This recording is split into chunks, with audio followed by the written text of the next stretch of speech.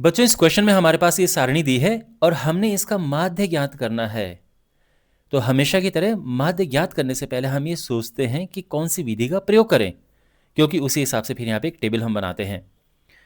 अब अगर हम इन संख्याओं को देखते हैं तो ये बड़ी बड़ी संख्याएं हैं, और यहाँ पे अगर हम कल्पित माध्य विधि या पग विचलन विधि का प्रयोग करें तो सही रहेगा। प्रत्यक्ष विधि तो बिल्कुल नहीं करेंगे हम, क्योंकि उससे कैलकुलेशन बड़ी मुश्किल होती है, गुणा भाग काफ़ी मुश्किल हो जाते हैं। अब कल्पित माध्य विधि का प्रयोग करें या पग विचलन विधि का, तो यहाँ पे हम पग विचलन विधि का प्रयोग करते हैं। इससे जो हमारे यहाँ पे कैलकुलेशन है ये बहुत आसान हो जाएगी। पहली बात तो ये कि यहाँ पे अंतर देखो, अंतर क्या है, यहाँ पे 10 का अंतर है, 10 का अंतर है, 10 का अंतर है, 10 का अंतर है, बिल्कुल 10-10 का अंतर है।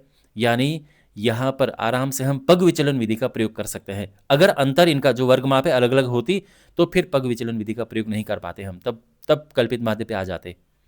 खैर, तो यहाँ पे हम यूज़ करेंगे पग विचलन विधि। अब जब हम ये विधि लगाते हैं तो सबसे पहले तो एक काम करते हैं, फॉर्मूला लिख देते हैं।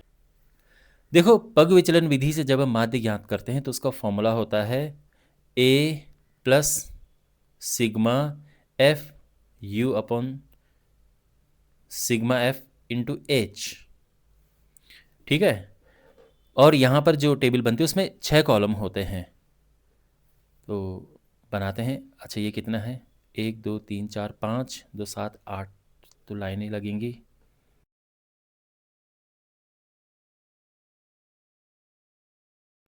तो यहाँ पे लिखते हैं हम, जो ये लिखा है साक्षरता दर, या फिर हम वर्ग अंतराल भी लिख सकते हैं। ओके, ये है 45 से 55,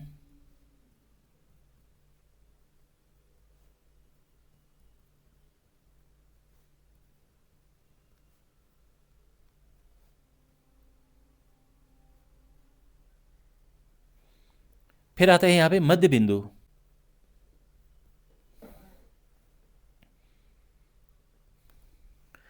इसका मध्य बिंदु क्या है, 45 और 55 का मध्य बिंदु क्या है? तो वैसे तो साफ दिख रहा है कि 50 है। मैं आपको तरीका बताता हूँ। देखो, इसका अंतर क्या है, 10 का अंतर है ना। 45 और 55 में 10 का अंतर है, उसका आधा करो और पहले वाले में जोड़ दो। 10 का आधा किया 5, इसमें जोड़ दो तो 50 हो गया। और या फिर अगर आपको लग रहा है कि सर कितना मुश्किल बता रहे हो, तो इनको प्लस करो, जोड़ो दोनों को। क्या हुआ, 45 और 55 को जोड़ो, 100 आया ना, उसको 2 से भाग दे दो, 50। ऐसे ही इनको जोड़ो और 2 से भाग दे दो, है ना। और या फिर 55 और 65 के बीच में तो 60 आता है, ये तो बहुत सिंपल बात है। और अगर आपको वैसे देखना है तो देखो, यहाँ 10 का अंदर है, जो अंदर है उसका आधा करो और पहले वाले में जोड़ दो। तो 10 का आधा 5, वो पहले में जोड़ दिया, 60 आ गया।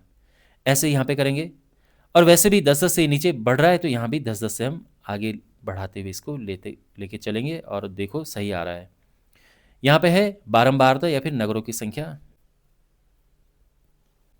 10 11 8 3। ठीक है, अब हम लिखते हैं x माइनस ए, क्योंकि हमने u निकालना है ना।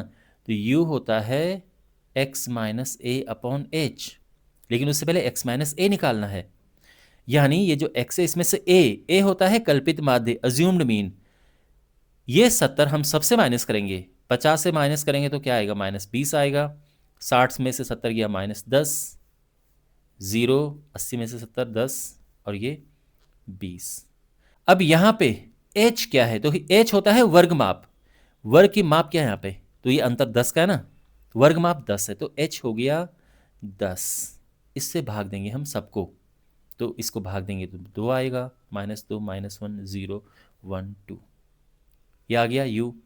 और अब f और u का आपस में गुणा करेंगे तो ये होगा f u। ओके, क्या हुआ, 3 दूने 6, 10 0 8, 3 दूने 6।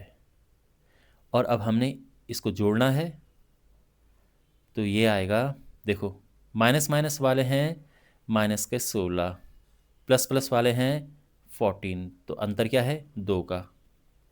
ठीक, और फिर साथ में सिग्मा एफ भी होता है, यानी एफ का भी योग करना है हमने। तो 8 3 11 2 22, 22 32 3 35, 35 35। ठीक है, अक्सर यहाँ पे भी लिखा रहता है कभी कभी। पग विचलन विधि से माध्य, ये सब मान रखते हैं। ए है 70, ये है -2, है ना, एफ यू। सिग्मा एफ है 35 और एच है 10, जो वर्ग माप थी, इनका जो अंतर होता है। अब यहाँ पर ये कट रहा है 5 से, 5 दूनी 10, 5 सत्ते 35, और ये हो जाएगा 70 - 4/7, 0.4, 7 × 5 = 35, 7 × 7 = 49, और एक 0, 7 × 7, इस तरह से आएगा। और ये माइनस करके आएगा 69.429 समथिंग। ओके, और इसको राउंड ऑफ करके अगर हम करें तो ये आएगा 69.43 लगभग। अच्छा, ये क्या है? ये है साक्षरता दर प्रतिशत में, तो ये आंसर आएगा इतना प्रतिशत, और ये हमारा आंसर आ चुका है। ठीक, तो आई होप आपको ये सोल्यूशन समझ आया होगा।